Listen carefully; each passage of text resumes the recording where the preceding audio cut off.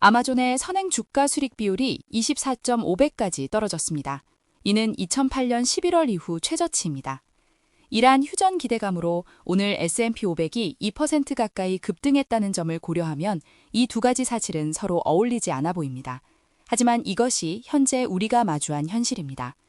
24.5배라는 수치를 구체적으로 살펴보겠습니다. 아마존의 최근 5년 평균 선행 PER은 약 63배였습니다.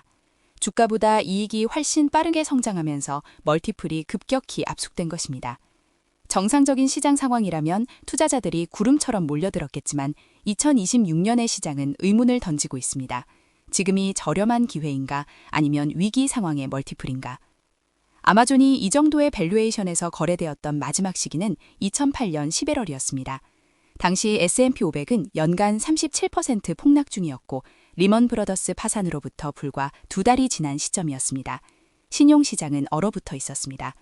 그때와의 비교가 불편하게 느껴질 수 있지만 이는 단순히 겉모습만의 유사성이 아닙니다. 2008년 당시 아마존의 낮은 멀티플은 소비지출 붕괴에 대한 실존적 불확실성을 반영했습니다. 투자자들은 이미 소비재 소매업이 살아남을 수 있을지조차 확신하지 못했습니다. 오늘날의 우려는 성격은 다르지만 구조적으로는 비슷합니다. 구글, 엔스로픽, 그리고 새롭게 등장하는 모델 등 AI 경쟁자들이 AWS의 가격 결정력을 잠식할 것인가? 그리고 아마존의 거대한 자본 지출 사이클이 수익이 나기도 전에 현금 흐름을 다 써버리지는 않을까 하는 점입니다. 웰스파고 CEO는 이번 주 시장과 실물 경제가 괴리되어 있다고 직접 지적했습니다. 월가는 위기를 가격에 반영하고 있고 실물 경제의 소비는 여전히 이어지고 있습니다. 이러한 괴리 때문에 지금은 역사가 그대로 반복되는 것이 아니라 역사가 운율을 맞추고 있는 순간이라 할 수 있습니다. 아마존의 매출 성장세는 2008년보다 구조적으로 더 빠르며 마진은 확대되고 있습니다. AWS는 여전히 글로벌 클라우드 인프라의 약 3분의 1을 장악하고 있습니다. 2008년에 아마존이 클라우드를 구축하던 소매 기업이었다면 2026년에 아마존은 세계 최대의 소매점을 운영하는 클라우드 기업입니다. 하지만 중요한 공통점이 있습니다. 두 시기 모두 투자자들이 2년 뒤의 이익을 예측할 수 없다는 점 때문에 멀티플 압축이 발생했다는 것입니다. 2008년에는 경기 침체의 불확실성이 원인이었다면 2026년에는 AI로 인한 시장 개편과 유가 급등에 따른 인플레이션 불확실성이 그 원인입니다. 이번 주 제롬 파월 의장은 또 다른 공급 쇼크가 오고 있다고 경고했습니다. 이는 경제가 둔화되더라도 연준이 성장을 지원하기 위해 금리를 내릴 처지가 아닐 수도 있음을 의미합니다. 이번 주 브렌트유는 107달러를 넘어섰고 가솔린 가격은 2022년 이후 처음으로 갤런당 4달러를 기록했습니다. 기름값으로 나가는 돈은 결국 프라임 멤버십이나 제3자 판매자에게 갈 돈이 줄어든다는 뜻이며 이는 아마존 소매 부문 마진에 결코 작지 않은 악재입니다. 한편 오라클은 오늘 데이터 센터 지출을 늘리는 동시에 수천 명을 해고했습니다. AI 인프라 구축이 동일 섹터 내에서 가치를 파괴하는 동시에 창출하고 있다는 신호입니다.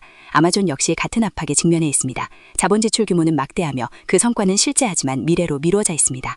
그렇다면 앞으로 어떻게 될까요? 2008년의 사례는 결국 시장 역사상 가장 강력한 장기 매수 기회 중 하나로 기록되었습니다.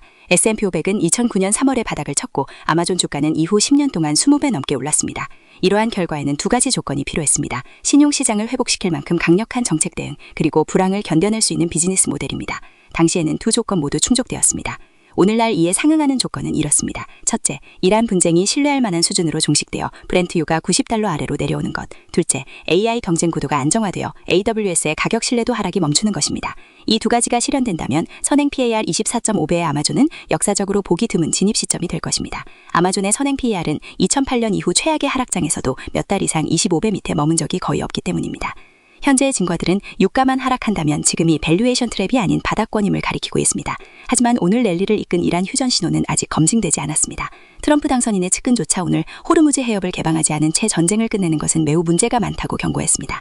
만약 2분기까지 해협 봉쇄가 계속된다면 유가는 높은 수준을 유지할 것이고 연준은 금리를 동결할 것이며 아마존의 소매 마진은 압박을 받을 것입니다. 그렇게 되면 2008년과의 유사성은 더욱 깊어질 수밖에 없습니다. 내일 브렌트유 가격을 주목하십시오. 휴전 진전이 확인되어 105달러 아래에서 마감한다면 일시적 충격에 따른 저평가라는 가설이 힘을 얻을 것입니다.